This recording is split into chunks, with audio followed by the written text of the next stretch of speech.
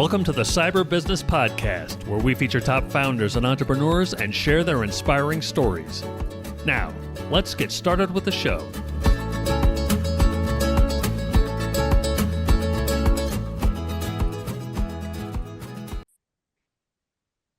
Matthew Connor here, host of the Cyber Business Podcast. Today, we're joined by Mitch Cullins, CIO at Trunktie and the Director of IT at Art of Problem Solving. Mitch, welcome to the show. Hey, Matthew. Thanks for having me. Thanks for coming on.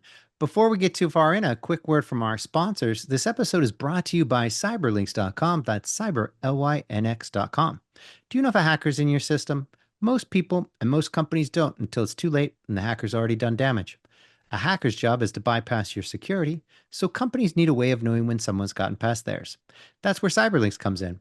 We've partnered with the best cybersecurity companies in the world to be able to provide our clients with the best solutions at the best prices. So whether it's managed SIM, SOC, EDR, MDR, XDR, you name it, we'll help you find the right solution at the right price. Find out more at cyberlinks.com. That's cyberlynx.com. And now back to our show. Mitch, for those who aren't familiar, can you tell us about Trunktie and your role there as CIO? Yeah, sure. I guess it all starts with the product. Spoiler alert, I invented it. But here's the story of it, because I know a lot of people in IT that have had similar opportunities or similar thoughts. We all have that, hey, I should write a book, or hey, I should come up with something. I was working for a large multinational company. We had offices all over. I was responsible for offices all over the world. At the location where I was, we had multiple buildings, a couple stories each. Every Thursday, I'd get an email from HR that said, these are the starts for Monday. We don't keep ports hot in a cubicle if there's nobody there, right? I mean, security risk, it's expensive, patch everything in, right, to that many switch ports. So we would get that list, and then we would go patch them in. But of course, this building's been there for a while. The VPs have said, tear down all the cubicles, build them again, smaller, rearrange them, whatever. So nothing in the patch panel was labeled accurately for anything. So we had to figure out, how do we patch those in? And that fell to one of the network engineers every Friday. So every Friday, the guy who usually did it was a CCIE. So someone who should be working on very serious issues, not walking back and forth with a totem probe. So he would, wander over to, building B, second floor, cubicle 37 or something, walk back to the data center, beep, patch it in. That's half a day every Friday. Super aggravating. So I tried a couple times to find what I could picture perfectly in my head, simple thing to label. There are a million things for labeling all your wires, right? Different lit stickers and markers and things. But the absence of a wire, just those ports that were open in our patch panels, we had, 3,000 something ports there. It was a big campus. Just something to label it. And I couldn't find it. And then I would forget about it. And a few weeks would go by and there'd be some, crisis at a site in Australia or something that he should be working on. But he also needs to get ready for Monday. And I'd be like, that's it. I'm going to find those labels. And I could picture it, but it didn't exist. So flash forward a couple of years. At that point, I was working somewhere else. But that company was kind of shrinking. A lot of us got laid off. And I looked it up again, and it still didn't exist. So I drew it up, got 2 patents for it. And it is very simple. This is a trunk tie. So you can see the original one is an RJ45. It just plugs into a port. You write down, like in that example, you might write, cubicle 7 in the building B or something. You just plug it in and write down where it goes. So in that scenario, honestly, we'd let a desktop guy go in there, drop a computer and a phone in a cubicle, go in there, clearly know where to patch it. Take that very expensive CCIE out of the picture. The other way we use it a lot now, or a lot of my customers use it, is things that are staging, being moved. So maybe you're setting up a big company like that, and you're sending a new office firewall to a bunch of small remote offices, and you just want somebody in that office that doesn't have an IT person to set it up, and it's very important what gets plugged into what port, or maybe a new switch or something, right? Access point 1, access point 2, access point 3. You want them consistent. That way, when they call and say something's not working, you can say, okay, look at green, look at number 3 is a light green, and they'll all be set up the same way. So you stage it, you ship it out, it's very clear. Same thing for moving to like a colo. So there's a picture on our website, which we'll probably mention in a minute. You may or may not be able to see it. But there's a picture from a customer who did a lot of Nutanix work, and he would set up Nutanix clusters. He would send it to a data center in like Phoenix or Vegas or somewhere, and he'd accompany it, right? Because there's a million ports on the back of that. and you want to make sure you got, this is going to out of band management, this is the network, this is different VLAN. Yep. It's too complex to give it to smart hands, right? Yep. So Yep. now every single port says, this is VLAN 10, this is VLAN 20, this is out of band management. Real easy. So you ship it, you pay for an hour of smart hands, you get the whole day here, and I'm in San Diego, you get the whole day here in San Diego where we got to actually do real work and not have to fly to a data center just to plug in wires to make sure they get done right. So that's what a trunk tie is. And Brilliant. I always have a pocket of them. So I go to a lot of trade shows and I walk around, I go to other booths, companies that have paid to be there, and they say, "Oh, trunk tie, they look at my badge. What do you guys do?" So I always pull a bunch out of my pocket. I've met a lot of people that way. So now I have LC. You can see that's a Yeah. LC Uh-huh. fiber, and the most recent one, uh, an SC. Nice. We've got a whole range now. Yeah. So that is our company. It's pretty small. So to get back to the original question, the CIO is kind of everything, and it's been a real learning experience. I mean, obviously, I was the one who founded it, so it was learning everything. So on the IT side, that was setting up a small CRM. I'm not a salesperson, so usually I'm hosting a CRM. I'm making sure it works. I'm doing things like making sure mail flow works and the website's up. But now I'm also the guy using it. So it was a real learning experience for me to really kind of wear every hat, right? I was the user. I was the one supporting it. I was the one installing it. Financial system, right? It's small, obviously, but still suddenly doing bookkeeping and maintaining the accounting system. It's a little different. Yeah. Now it's a whole nother world once you start your own venture and start doing that. It's yeah, you're wearing 1,000 hats, have to Yeah. set up things that you never had to set up before and and wear hats you never had to wear before. So it's quite the challenge. So kudos. Thanks. Yeah. It's been a lot of fun. I've learned so much. Yeah, no doubt. Well, and then what about problem solving?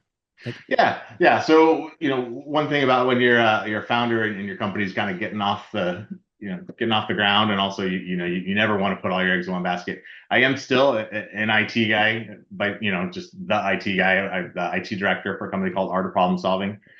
Really amazing company, and really amazing people. It boggles my mind that I wasn't aware of them until when we started talking about going to work there. My background, I out of high school, I went to UCLA with the intention of becoming a math teacher. So I was very math focused. Got my degree in math, but I had a lot of fun playing with computers, and my specialization was in computers. And I hung out at CompUSA because I couldn't afford to go anywhere that cost money, so I just went there every day after school when I wasn't studying and played with their stuff. And kind of stumbled my way into computers. But math was what I wanted to do. And then just thing after thing, it just kept pulling me into computers. So my career went there. But now I'm working at a place that's very math oriented. So art problem solving teaches people, like it says, how to solve problems. They do it in the context of math. We also have some courseware in other related topics, physics and science and things. But really, we're math. So we're founded by people that were the most elite math competitors in the world, and we're filled with people that are consistently at that level. So the International Math Olympiad was held recently. Some huge percentage, I don't know the exact numbers, but somewhere like half of the people in the world that are studying for like the most elite math competitions, they use our courses, they use our wow. books, they study at our academies. So we're preparing people for whatever it might be in their career. A lot of the incoming classes at places like MIT and Princeton and Stanford, they got their math education by supplementing with our courses, and that's what we do. But Oh, even for the people that aren't going to compete, a lot of our students, our customers, our students are people that are supplementing their elementary school with our Beast Academy and various math lessons that maybe that's not their life's goal, but it's teaching people, like we say, how to solve problems. Um, yeah. yeah, That's fantastic. So kind of a bit of a Khan Academy, if you will, but yeah, specifically for, I mean, more geared towards problem solving, right? absolutely. Yeah. And in fact, it's funny you mentioned him because coming from a math background, obviously I knew who Saul Khan was.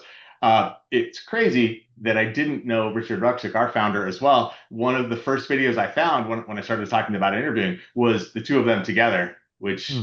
Now that I understand what luminaries they are in that field, is mind blowing. That Yeah. I mean, of course they know each other and have done a video together, but like to see two of them together, it's I don't know, Paul McCartney and Mick Jagger hanging out. Right. Right. Of math. The Paul, Yeah, Paul and Mick of math, right? yep. That's fantastic. Okay. Well, you know what? Let's dive a little bit, switching gears kind of back to the um to trunk tie. When it comes to things like, I think a lot of our CIOs, that we've had on the podcast, I think they've all kind of had, varying careers. Obviously, you don't just start as a CIO. No, nobody does. And it's kind of funny because we've heard so many stories about other. We've actually had a couple where they had started out, at college, and then they were hanging out at the local, computer store. And in fact, it's funny because a buddy of mine, he runs another MSP. He was hanging out at the local computer store. And then he started, people would start asking him questions. He was there all the time. And he's like, hey, I kind of like this. And then he ends up starting an IT service company and going from there. But we love the kind of origin stories. I like as if we're superheroes. So I like to call them origin stories. But can you tell us a little bit more? Tell us your story about, kind of where you started, obviously in the store there, and then kind of growing from there, how you transitioned, and kind of what got you to where you are today. All right. Yeah. I've always had a passion for the technology and not just technology, but helping people with technology, or using it to help other people with theirs. So I had a VIC-20 with a cassette drive, going Right. way Yeah. back. I was really fortunate. My best friend, his mom worked for the school district, so in the summer she was able to convince them to let us borrow a pet computer back in, I don't know, Oh, fifth wow. grade. So I wrote my first. I am by no means a programmer now. Somehow I lost that skill, but I wrote a game called Canyon Runner in like the fifth grade. That was just ASCII characters coming down, falling down your screen, and eventually getting narrower and narrower, and you had to steer and not hit the sides. Um, and everyone played that at school. And then as I moved up to my Commodore 64, or even with the VIC-20, I learned how to stop the cassette at the right place to load things quicker, and started learning some of the hacks to maybe to get around copy protection. Sorry Yeah. to anyone who wrote those games that I helped some friends get. But it became like I was the guy that people would come to for things like that, or Commodore 64s. I'm not sure why, but a lot of times the fuse in those would blow. And not that it's very super techy looking back now, but I was the one kid that was willing to Open it up. unscrew the Yeah. cover and put a new fuse in, right? None of my friends would, so they would bring it to me. So I kind of always was that guy, like your friend at the computer store. When I went to work at CompUSA, whenever somebody came in and couldn't play Falcon 2.0, I was the guy that would bring it over and be like, okay, this is how you get upper memory. And I explain how they get it to run. And, Yeah. so I became that guy. And even then I was on the sales floor, but it was those people coming up to me and asking tech questions. How do you make this happen? That made me move into the tech shop there, where we did back then. Computers didn't come with CD-ROM drives, for example, and they'd pay, and we'd install it and charge them for simple stuff. And it was just kind of a series of happy accidents like that. One of the big ones, we had a customer that came in and had, I don't know, something like 200 laptops they were buying for their company, and they wanted them all to have a memory install, a modem install, which back then was a card, right, piece of Yeah. cake, and some software imaged. So I did it very quickly because, frankly, imaging a bunch of machines goes quick, Yeah. right? And that was the most money our tech shop has ever made in a span of a couple of days. So they gave me a promotion, but to pay it, because it would be a salaried job instead of an hourly job, they had to code me to their networking division, which worked kind of on a regional basis instead of the store.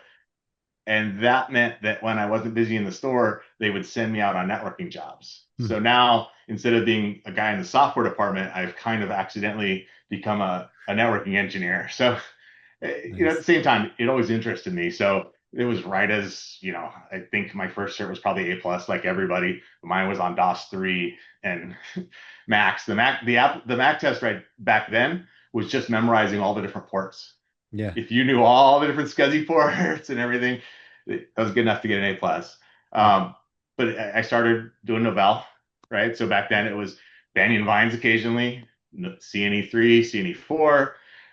But even then, it seemed pretty obvious that Microsoft was going to take over that space. So got me MCSE on NT4, maintained it ever since. We changed the name a few times, NCITP, et cetera, kind of maintained that. And then it was working for that division when I found the thing that really, really excited me. And that was working in multi-win environments, right? It was WinFrame, it was MetaFrame. I got the certification right as they renamed it to MetaFrame XP, kind of in the early days. So early that they didn't, like, Citrix didn't have someone giving that out. You just faxed in your stuff, and then one day they sent it all back, but it all had the same test date because I guess it had just sat there for months till they had somebody organize it. So the Right. day they started doing those is when I got my cert. So that was my specialty. For a long time, I did that consulting, but it became difficult. I got married. It was hard to be on the road for a long time. So I moved into corporate consulting or corporate networking. Wound up working at several of the Fortune 500 companies. And that's kind of been what I've done ever since. The real big change in my career from that point, so that was around 2003 or so, the last 20 plus years, has been kind of the scope of things. As I moved up in my roles, obviously you work for a company with tens of thousands of employees and offices in different countries and stuff. Instead of helping an individual person at a time, you're working on projects that help entire business divisions or departments, or maybe supporting a law or regulation for an entire country. You start working on things that have a bigger scope and a bigger impact, and you also start having people under you. So at this point, I've had I was having much larger teams, a lot more people reporting up to me. So my focus became much more on the technical side, or on the IT side, on service management, right? ITIL, so ITIL 2, 3, and 4 certified. IT for IT, a little bit much lesser well known, but I was actually consulting still at that point for very, very large Fortune 25 company that was interested in IT for IT. So I think there were only about 800 people in the world that had it at the time, but that Wow. was very important to them. So I went and got that, and it's the education has certainly helped. So my focus has been much more on the process and leaving behind some of those individual expertise in a particular technology, or being the guy who can fix that one system or set up that particular Yeah. server, and more how to set up and how to organize an organization, how to build and manage a service desk, and then how to develop teams. The other thing I've really focused on is now how to develop my people and help all of them become the person that can set up that server, that can manage that system, that has the knowledge they need to solve that ticket. So Yeah. that's really kind of been my journey now, is really on the service management, Yeah. understanding that, and building a high operating team, and then developing my people. I've gone back and so I went from a math degree. We mentioned my bachelor's in math, to when it was time for a master's, kind of being at that crossroads. Do I go for an MBA, something like that, really, jump off the cliff? The same decision everyone else has that Yeah. does a master's in IT, right? Yep. Do you go for it, or do you stay within IT?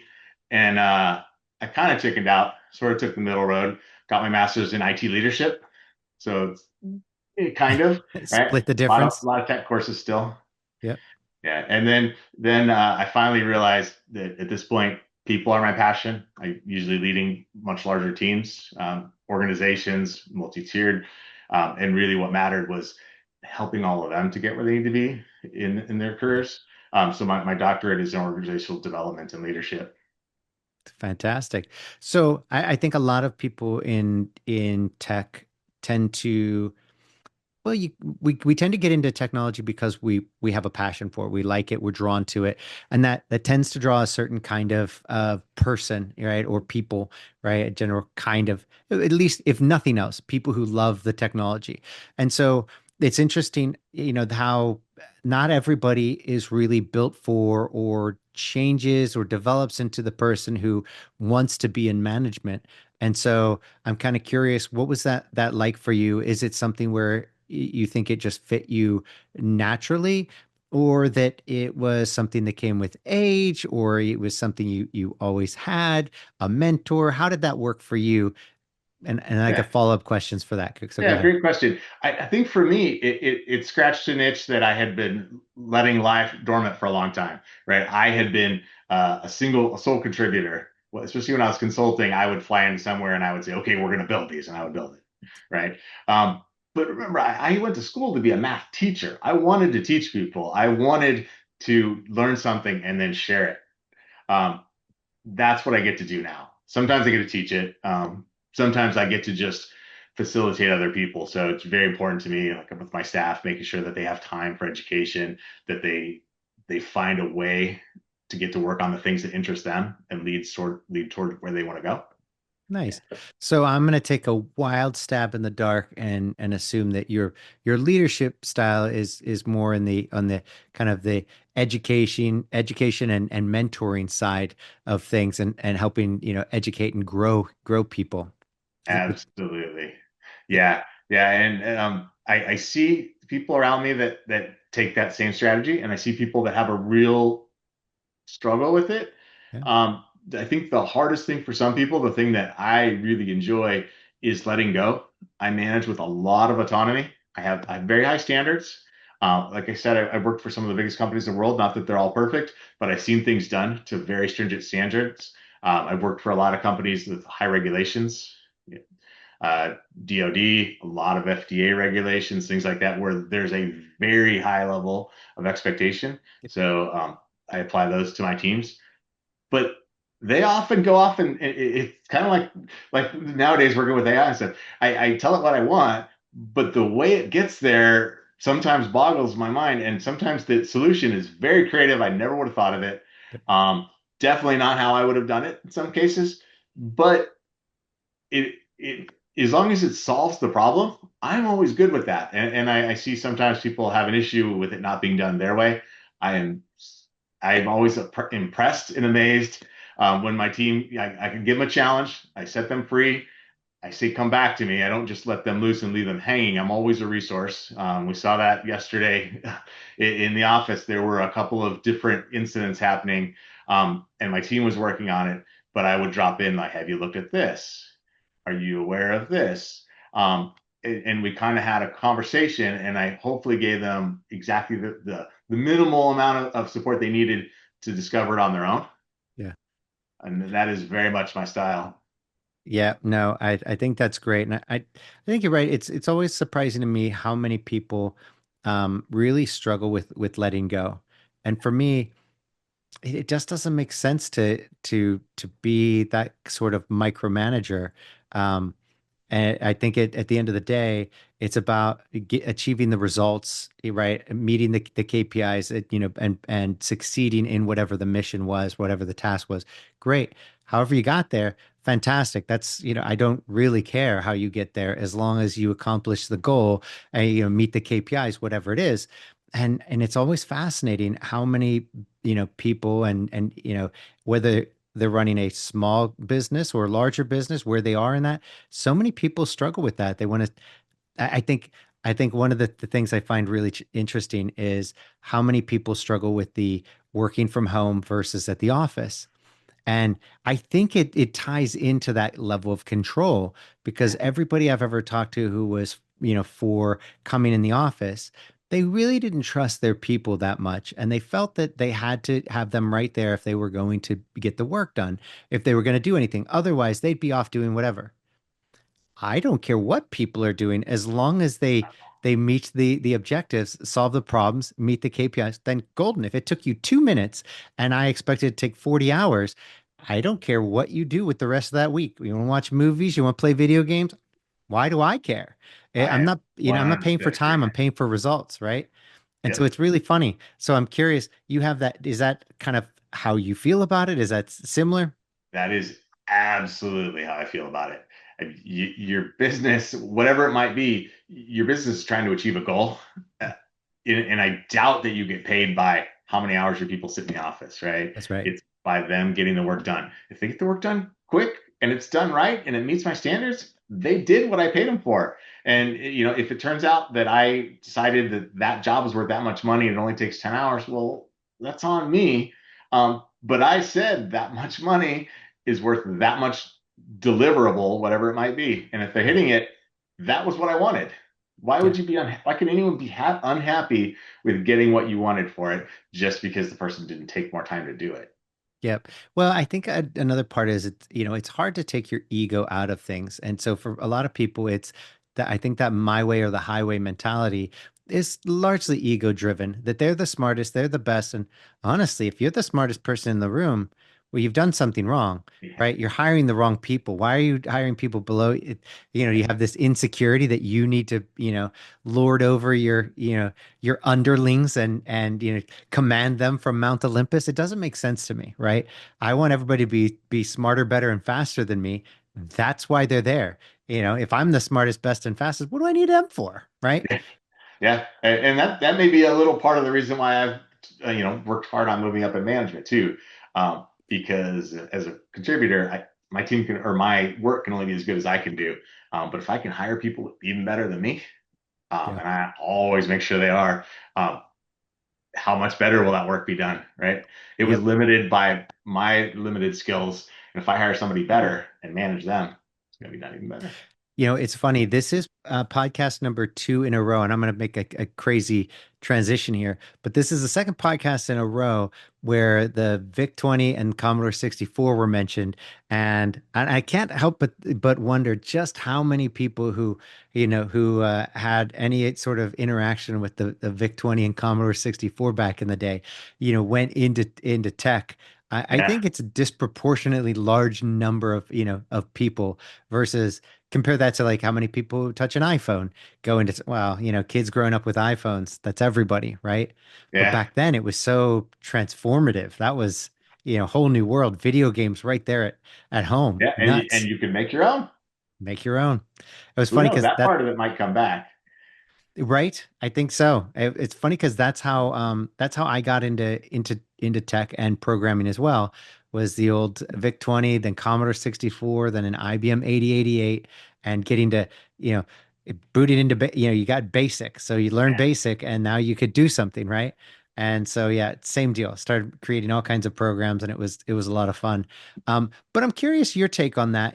Since we blast from the past is always fun, but lessons learned and things that we can look forward to in the future, when it comes to software design and engineering and everything now, the technology is AI, and it helps you. I think now we're seeing business startups where it used to be back in the day.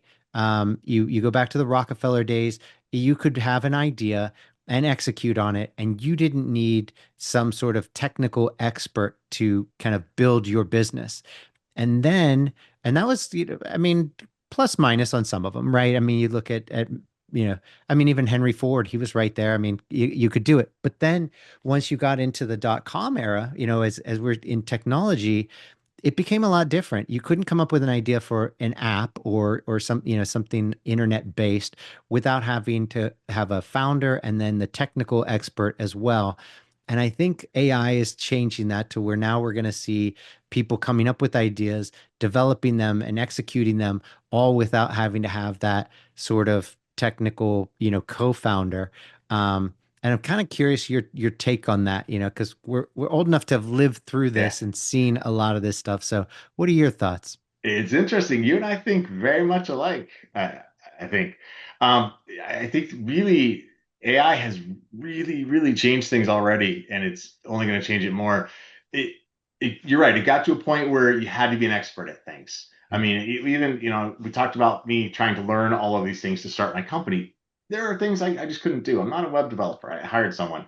Um, Probably shouldn't mention the website right now. I put a forward in there to another site because newsflash, I may be exiting. We're not sure yet. But in the short term, the company that I'm talking to is also selling my product. And depending on when someone's viewing this podcast, it may or may not be my website. It might be their website. But Hey, anyway, back to potentially web development. congratulations. That was something that I just didn't have a skill for, right? Yep. And there were a lot of other things that I had to put in a lot of time to learn. I mean, the harmonized tariff system is super complex, and I still don't understand it. And the scariest thing is when I get like a small order and it's to Australia or something, because then I have a lot of paperwork and a lot of things to learn, right? You have to have a lot of specialized skills even to do the smallest things. And what AI is doing is making us all, if not masters of things, kind of jack of all trades again. There is you can get a whole lot of the way done with AI now, whether it be writing an app or having it summarize something that's complex that in a field that you don't understand. There's so much that it can do that you don't have to be a master of everything. You don't have to know anything in a lot of fields, but you do need some new skills, right? And the new skills are right to learn how to manage an AI, how to develop prompts, and then how to learn from it, right? You don't want to just have it give you the answers. You want to prompt in such a way that your responses, and this is something we're seeing a lot more in the AI development, that they're presenting it to us in that way, where you're learning from that so that you're gaining those skills as you're doing it and becoming at least, if not adept and a master, at least somewhat knowledgeable in whatever that domain is. And then how to call BS, right? Yeah. How do you judge what's accurate? So you have to develop some level of knowledge. You have to have some way to check against what your results are, how to troubleshoot things, and then still when to reach out for an expert, like I did in the case of a website. But you're right. I think if I'm understanding what you're saying, I think it aligns with with my sense on this, which is you don't have to suddenly have knowledge in everything, because even today, the level of skill that an AI has, there's so much that it can do for you to kind of be that all-purpose, get things going, and then you just need to know how to manage it, to have it and other things help you learn, and to understand how you qualify what it's doing, and is it actually accurate. Yeah, no, couldn't agree more. Mitch, this has been an absolute blast. It's been great having you on the show. But before we go, can you tell everybody where they can find out more about you, Trunktie, and the art of problem solving? Yeah. Art of problem solving, artofproblemsolving.com. Also, I highly recommend check out, if you're studying or if you have kids that are studying, check out our website, but also check out YouTube. Super cool videos of Richard, our founder, doing all kinds of math problems. Great place to go. Trunktie.com. Like I said, I don't know where it's going to take you, but it'll be interesting. You'll see pictures of trunk ties either way. I'm around. I'm not a huge public figure, but I'm around LinkedIn and stuff. But I'm going to give a short shout out to someone who is a huge public figure that I definitely recommend people to check out.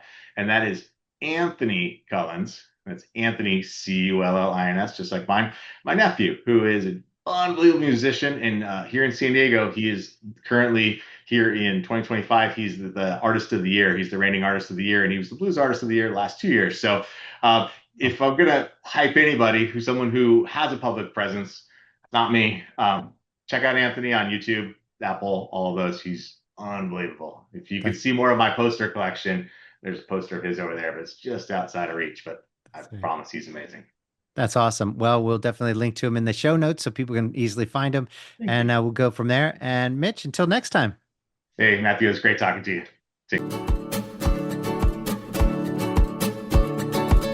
Thanks for listening to the Cyber Business Podcast. We'll see you again next time, and be sure to click subscribe to get future episodes.